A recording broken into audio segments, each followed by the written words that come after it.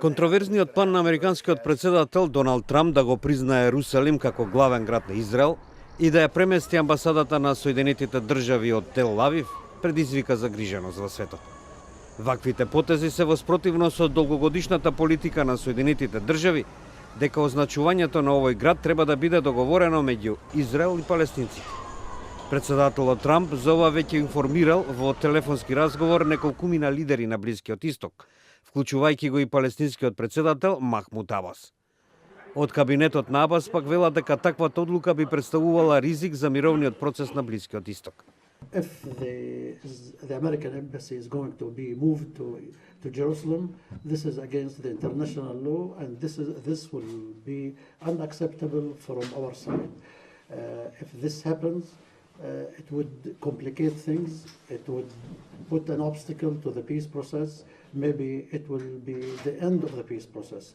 И другите арапски лидери го осудија планот, стравувајќи дека одлуката на Трамп ќе го обнови насилството во регионот. Турскиот председател Реджеп Тајип Ердоган порача. Sayın Trump, Müslümanların kırmızı çizgisidir.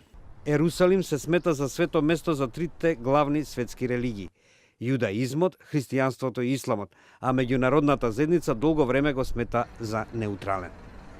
Противење на потезите во врска со Ерусалим изразија и генералниот секретар на Обединетите нации Антонио Гутереш, како и шефицата на европската дипломатија Федерика Могерини. Трамп исто така се соочува со отпори во рамките на Стейт Департмент. Според двајца официјални представници на Соединетите држави кои зборуваа под услов на анонимност, вработените стравуваат дека овој потек би можело да предизвика ново насилство против Израел и американските интереси во регионот.